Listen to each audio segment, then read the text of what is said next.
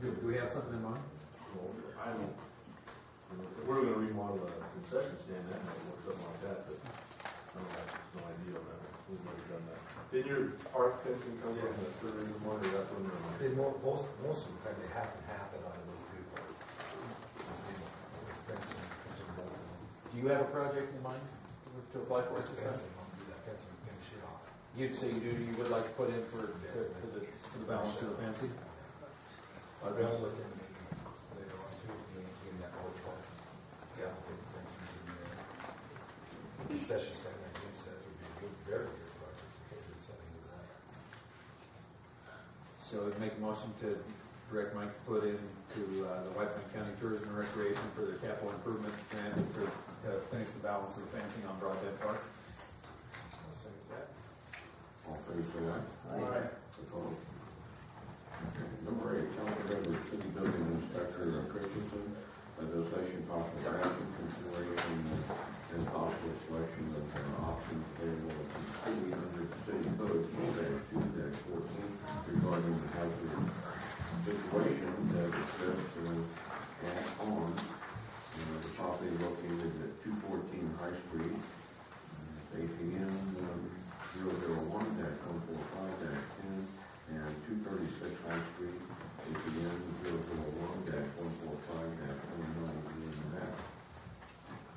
You got that?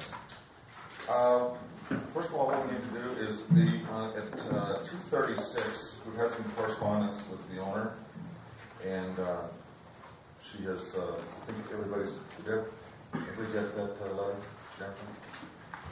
And she's going to take care of 236, in other words, secure that structure. All the water's been turned off to it, the power's been turned off to it. She's going to secure it so that the doors have been kicked in, so that's going to be secure. 214, we still need to make some sort of decision on what we're going to do. This is the one that had a major water leak inside. We've got mold growing inside of it. We've got some structural damage. So 214, I think, is the one that we want to concentrate on. 236 is going to be made so it's not accessible to the public. We do have a little bit of a wrinkle with regards to 214 because we learned that the state Medicaid either is in the process or has taken over ownership of that property for. The ownership still shows as. Yeah, I'm trying to think of which one it is. There's 3 people. Was it Denise? Bernie's Perry. It still shows them as the owner. But they're thinking that what's going to happen is because of the medical bills that the state was probably going to step in through Medicaid and take the house. And chances are, if we get a lien filed and the state comes in and takes that, I don't know this for certain, but it seems to me like that would take precedence. And so any funds that you spend taking care of this issue, I don't know that we would ever get back because generally the state does not share.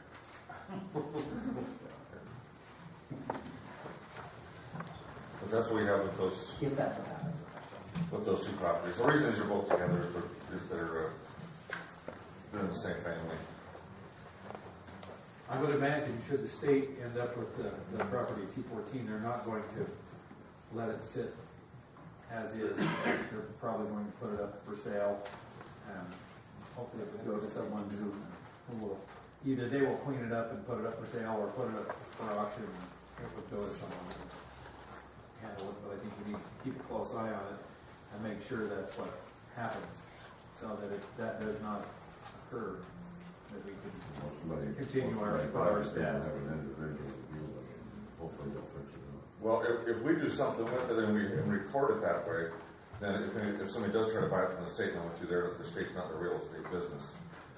So they're going to try to sell it at auction or what have you. But if we have something already at the recorder's office, it's going to be picked up when they do the title search. So I don't know how you want to approach it. Want to make that in bad shape. What all is going to be required to address this? I mean, obviously we have to go through the notice procedures with regards to it all, but once because it sounds like the property owners are not going to do anything for that particular property. And so what is it going to take to resolve this issue? I mean, obviously, we don't have the manpower to go in and address a mold issue. No, we don't. I mean, and that's what's gonna have to be addressed, right? They have to have somebody come in that can contain it. Certainly don't want to go inside that structure. At minimum, at best, you want to take and at least seal it up. Right now, as it is, I know that there's been people inside of it because there was a brick sitting in front of the front door, and I sat that there in front of the storm door, and it's been moved several times. So somebody's been inside the building, but It might be beneficial for us to go out there and board the thing out, put some plywood on it or something like that. I think the glass on it, Would you put the thing on Central Downs also? it already does. That's It already has that on it. Actually, both of those buildings already have those on it. So this is the next stage after that. You must going on the line and if we get in the winter and if we'll do something after rain next year and all that. If nothing else, it should be more than that. Now, I did not see on this one, our ordinance states that the building inspector and the city engineer would make the determination as to whether or not it's a hazardous structure. On the last one we did, we got the letter from both the city engineer and you that It should be. done. It should be in there. It should be. Yeah, it's. Oh, okay, great. Yeah. So I guess it's up to the council on what they want to do, how they want to proceed with this. Like I said, the owners of 236 have already contacted us and said that they will get somebody over there to secure that building. That building seems to be okay structurally. There wasn't a major water damage. 214 is the one that's in really bad shape. So what do you guys want to do with 214? Now, legally, are we limited? Can we just seal it, or can we demolish it? Can we, where there's the mold issue, can we just go in and remove the structure? What are we limited to in our actions? It's been a while since I looked at this. If we destroy it and then put a lien on the property and the state takes that lien still stays when the state As sells. long as we get our lien in there first before they do that. And I think we ought to proceed with demolishing it. Yeah, put the lien, let's get the lien placed, demolish it. We'll be doing some research to make sure demolishing structure is something that we can do. And I'll do that research. And I'll report back. And if that's the case, obviously we have to go through the numerous requirements. Our ordinance requires that I send a certified letter, and they get 30 days to respond to that. In that letter, if demolishment is something that we can do as a city, then I will include that in the letter. If that's the way you guys want to go, if you want to direct me to send it. That's what I want to do. I know in the administrative codes, with the IBC, there is a section in there concerning dangerous buildings and how you the different options you have to abate these problems. And demolishing is one of them. Burning them? Get Ross to go. They can do that. They can use it as fire practice. Yeah, We usually do that. We don't have to fire practice putting them out. Yeah, but it's always good training to have those houses on fire for a while so you can run guys in and out of them. You don't do that anymore, though. But there's a lot of NFPA regulations on. Sometimes we have to make it structurally sound inside and abate all of the hazards. You don't want to drop somebody to the paints, floor. plastics, whatever. Before you can burn anything. It's not that easy anymore. Like it used to be. Yeah, I did second it. All right. We want to make sure we get the right house, okay?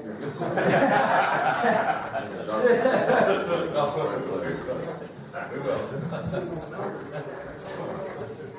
All right, number 9, recommend special possible action to recommend the council to accept or not to accept the conditions of the property at 940 Avenue B. Property owner assured the city council on 10/25/12 that several vehicles will be moved from the property and the remaining trash cleaned up. Due to notice received at that time, to clean up the property or face having a lien placed against the property.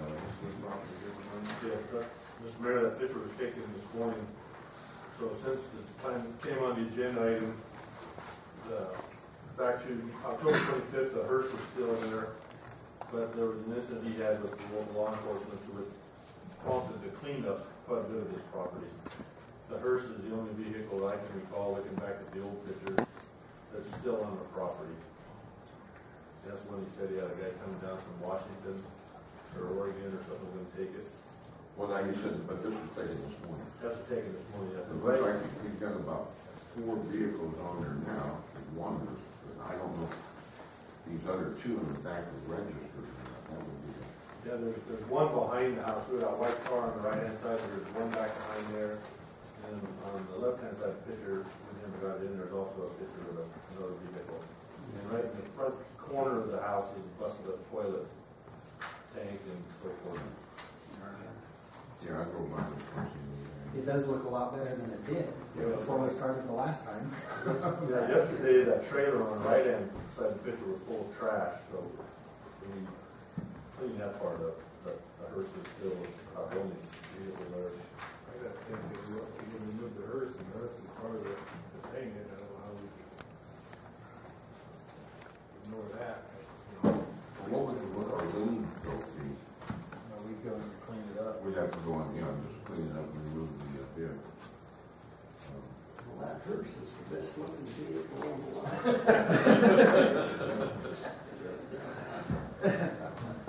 Well, I remember, didn't this gentleman have another piece of property over on Avenue G? And I noticed that that one, I drove by today and it's really rough. That one car is still on blocks right out on the corner. Actually, I think, as I recall, wasn't that his wife's property?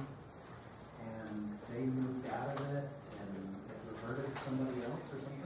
They were supposed to clean it up? I know his wife's name was on the letters we sent, and he was going to move that white car back down to here, and I believe she's living in that residence with him at this time.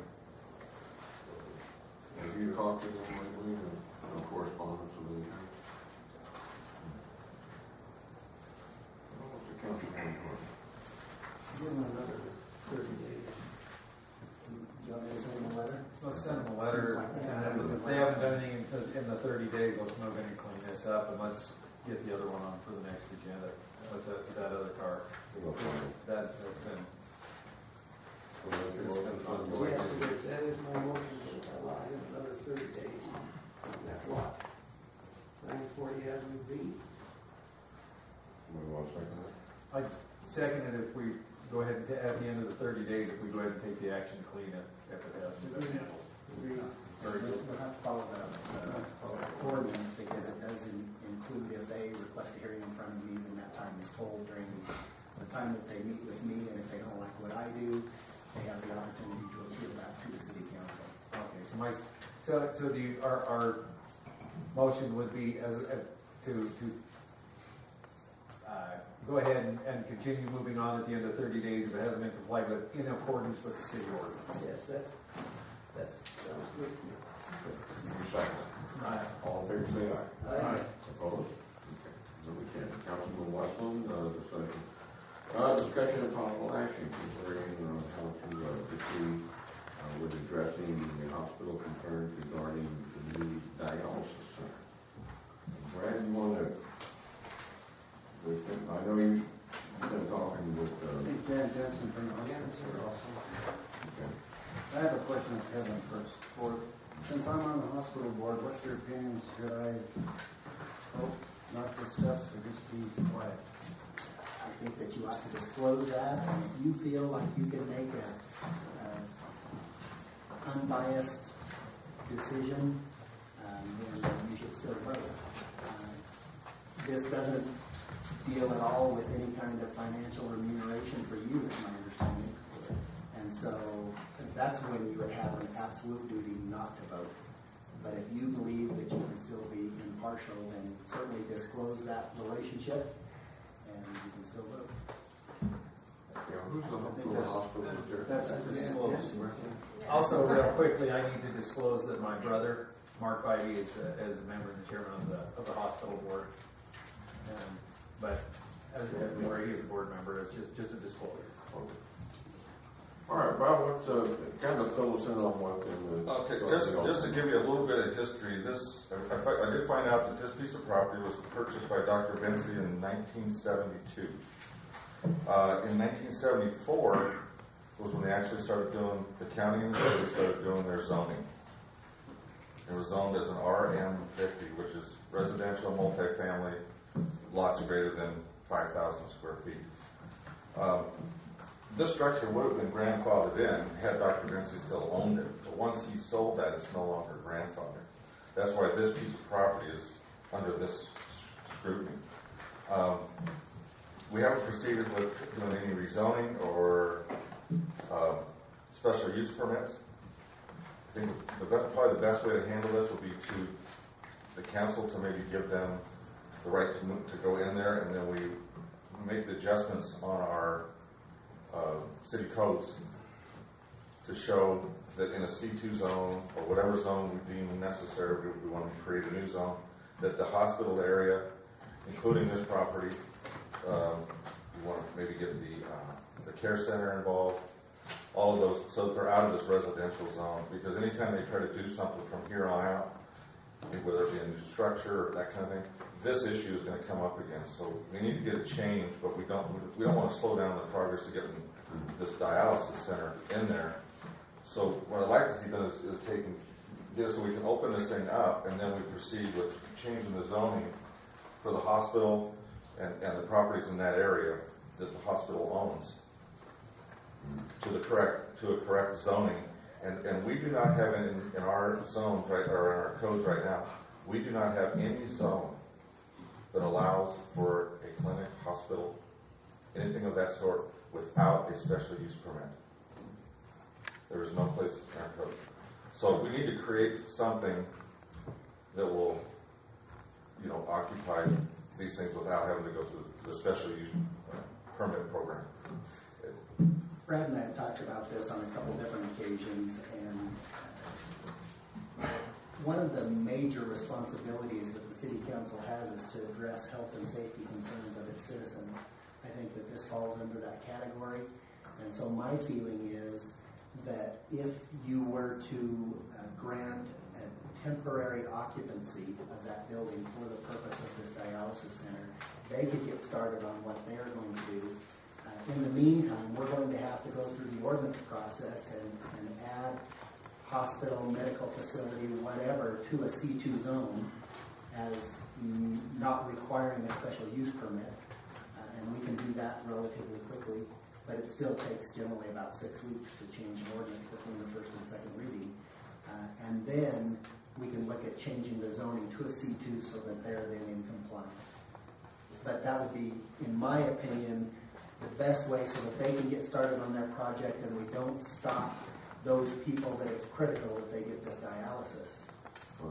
Well, I think, I agree, and I think we need to do that, but I think part of the problem, obviously the problem is with previous city councils years and years ago. I mean, the clinic was built on a residential, the new clinic was built on a It was actually built there before. No, it was actually in the county. It was actually in the county, and then Except when the new clinic. The new clinic, the Oh. hospital added on, the hospital had a big remodel not too long ago, and the city none of this was brought up. I mean, it's don't throw stones at anybody, but the hospital shouldn't be penalized for we're not following the rules years ago. So the easiest way we can do it to the hospital and for the community, because it's a concern that the community has stressed for at least 2 years from the city council, and however we can do it the quickest way for the hospital would be the best. Yeah, the word temporary I don't like in there. Let's give them full. Well, you can't do that unless you go through the notice requirements and all those kinds of things. That's why you would just do it temporary until we can change the law so that then we can do it permanent and we can do it right. yeah, we're just not tied to just city ordinances here either. We're also tied to NRSs. Okay, so I mean it's just the nature of the beast. So that this way, as of tomorrow, if you guys vote to say okay, they can go in there and have the occupancy, then what they can do is they can be in there tomorrow. Then we can start this other process also tomorrow, and change it to if you want it. I know in Las Vegas what they have for their county hospital They have a special zone, it's called an MD zone, it's a medical district, and then within that is the hospital itself, and any doctor's offices that are surrounding it. You can either create a new zone, you can put it in a C2, and then we can modify that, which we already have in place. So there's a bunch of options we can go, but the best way is to get them in there now, and then we already have all the paperwork, we have everything ready to go to continue this on basically tomorrow. Just rezone, or change our zoning ordinance to get the rezoning done and remedy it permanently. I'm gonna give them a temporary occupancy and put this on the agenda for the next meeting to start what the city has to do. I would like to say, you got your motion for a second. I don't know if there was some kind of a rumor going around that as soon as this happened, all of a sudden people are saying, well, the city won't change the zoning and the city must be against the dialysis change. I would just like to know if anybody's been on dialysis in the room. Raise your hand, please. You know, if you don't want to, you don't. But I'll raise mine. I've been working on this for 6 years. If I was on dialysis for 2.5 years, I know what it's like. I know what Keith Anderson has to go through. I know what Rick Gilson's getting ready to go through. I know what Jack Cummings had to go through. These were all good friends of mine. I know them real well. And Rob DeCiano takes Keith, or him and their son, to Elko twice a week for dialysis. It's no fun. We need this. And I think this is a good way to do it within the temporary, but with all the proper laws and everything we have. Because the city is for this. They're not against it. I don't know how these rumors get started, but the city is for this and has been for it. Since I've been there. We already have or I should say Robin already has the application as well as the check from I don't know the name of the company, but the company that wants to come in. Samuel. Okay, that wants to come in. We've already received the funding from them to pay for their business license and all of that. So it's just up to the council on how they want to proceed with this, and then we can get this other stuff covered later. We can get it all straightened out. We can be prepared if you want to just do the change to the C2 zone. I'll have that ordinance prepared for the next meeting for the first reading. Excellent. Okay, we have a second. Second that. Who seconded? Rob? All in favor, say aye. Aye. Opposed? Thank you, Jan. I hope that Thank you. work things out. Yes, thank you. And I know that the city's been supporting this. I don't know where to start either. I Yeah. Thank you. Okay, thank you.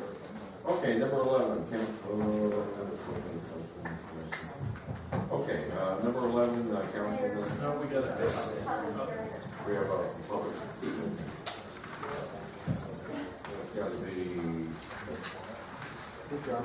Okay, we'll jump up to number 7. Under the city council, we discussed the regular city council meeting for a public hearing at 5 o'clock on the following topics.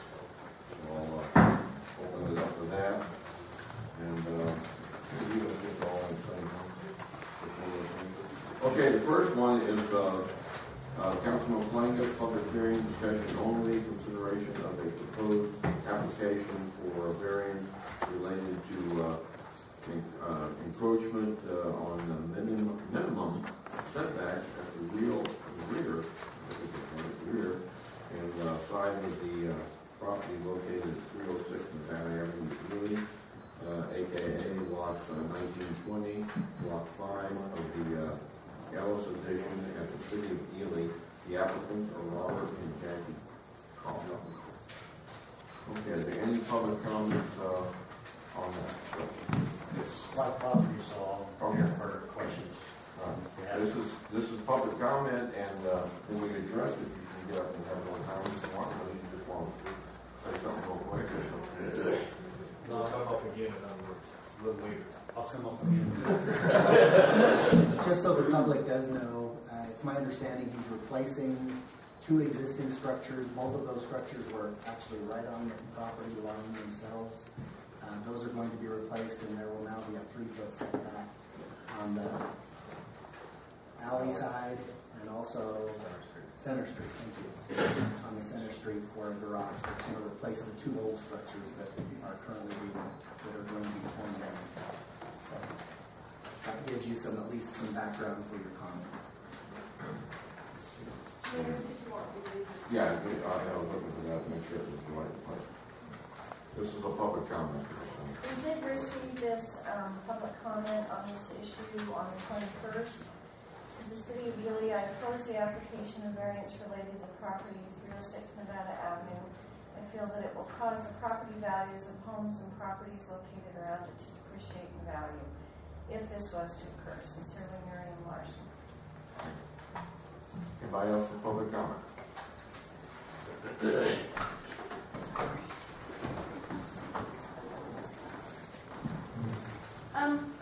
You live directly behind Bobby Cobb and his... State your name. Oh, my name is Rebecca Summerhold, and I live directly behind Bobby Cobb. I live on 305 Ogden Avenue, and I was just wondering how this would affect the alleyway. It's not, it won't. It won't. The Okay. new building will actually be 3 feet further from the alley than the existing garage is now. Okay, because the garage points this way, and so I was wondering how far out it would expand. It's going to actually be 3 foot further from the alley than it is now. The old existing garage is right on the property line of the alley. Okay, The new garage is going to be 3 feet further onto his property. okay, And the old garage actually drained onto the alley. This one will drain onto his property. okay. Yeah, it'll be further inside his property instead of being right on the property line like the old structure. So, you know, a little wider now. Okay. I assume That was that's just what my concern is whether it would block the alley because... No, it's actually going to be further from the alley than the Okay. existing. So, Okay, thank you. Anybody else for public comment? Or you just get nothing over there? No, go ahead.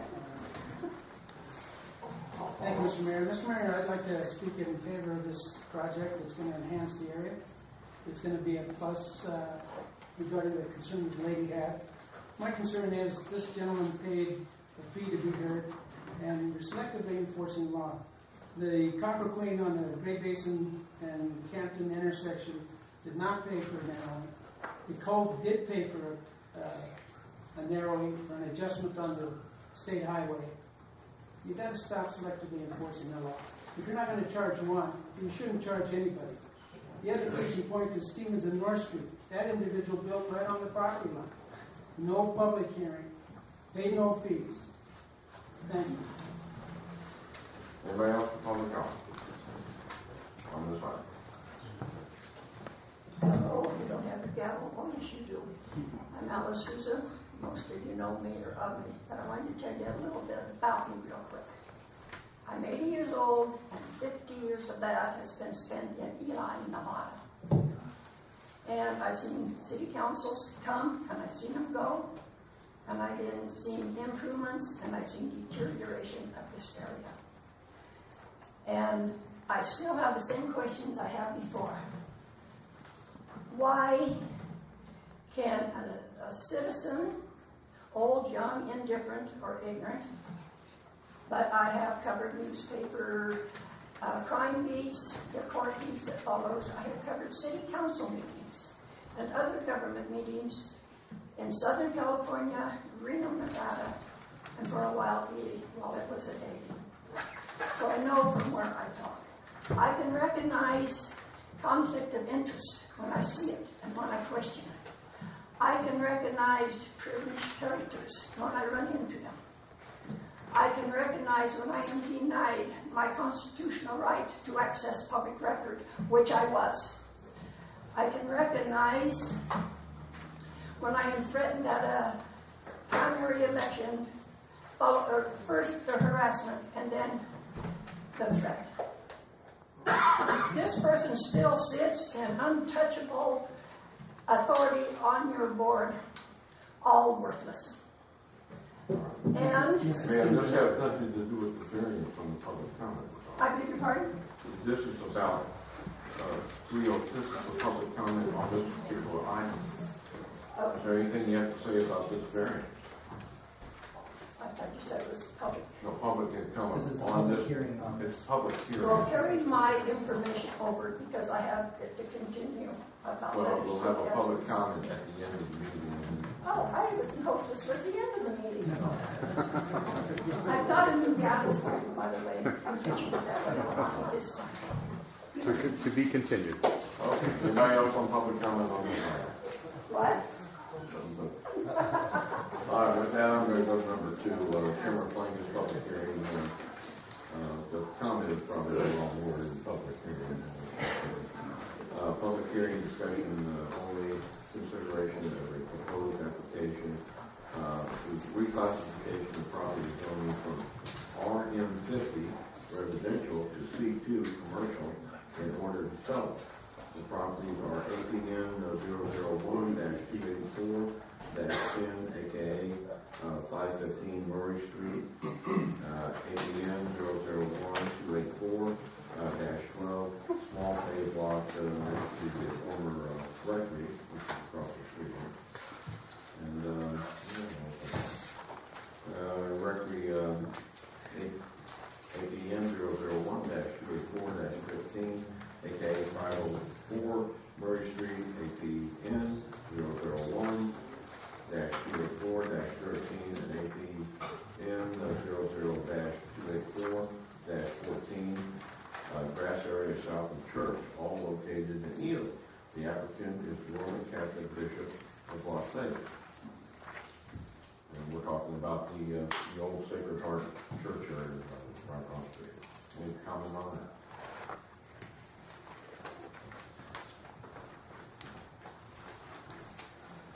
Thank you, Mr. Mayor. Mr. Mayor, I'd like to speak in favor of the project. I think it would be a good change for that area. We have somebody that's been close for quite some time, and those people that are buying it are looking to bring something in to make it more viable. So I think it's important that you consider granting it. Thank you. Thank you, Mr. Chairman. Anybody else?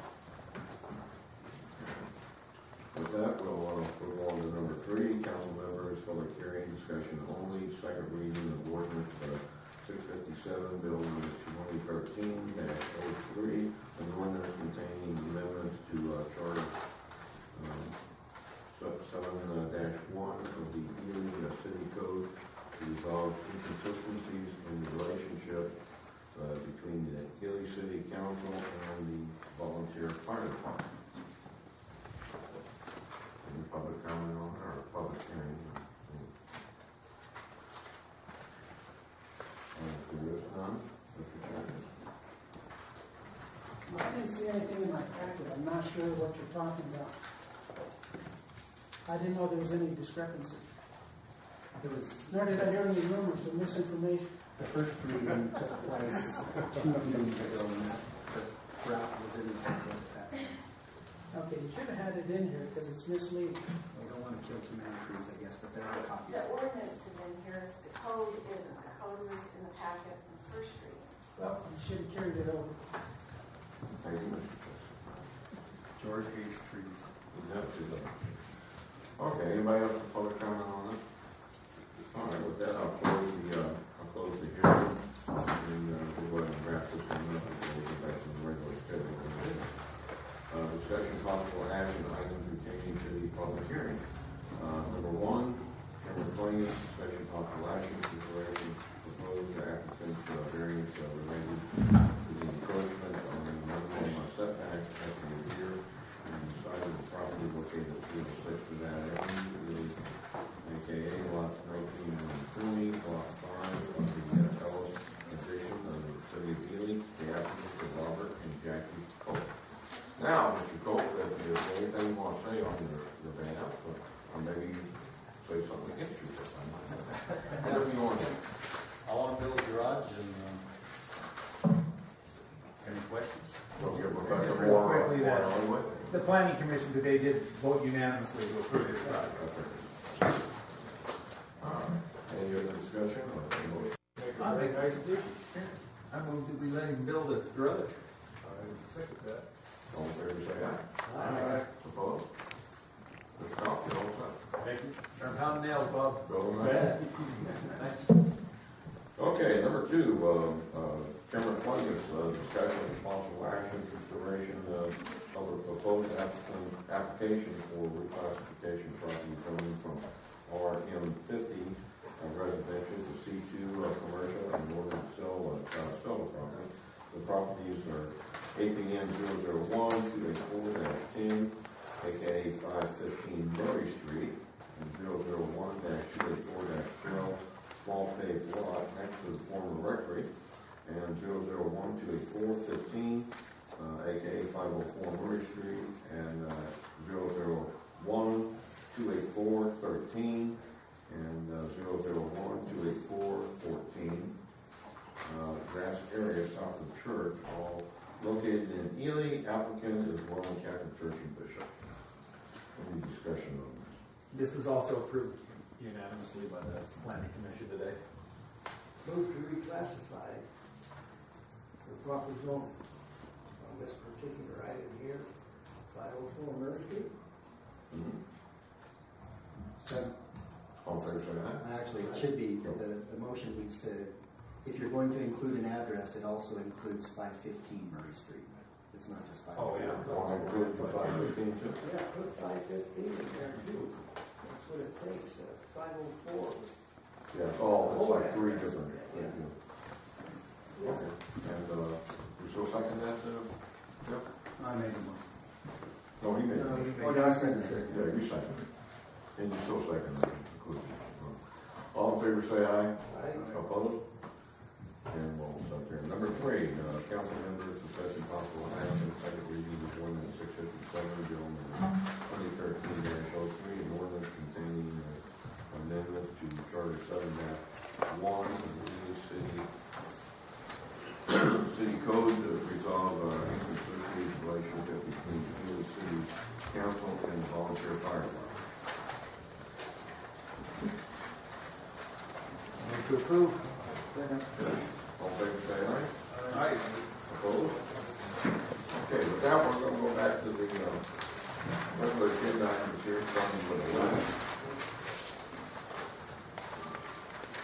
Okay, it's Councilman Westland, discussion of possible action, assessment of collection of past due utility bills, and clarification of notice to delinquent landfill customers.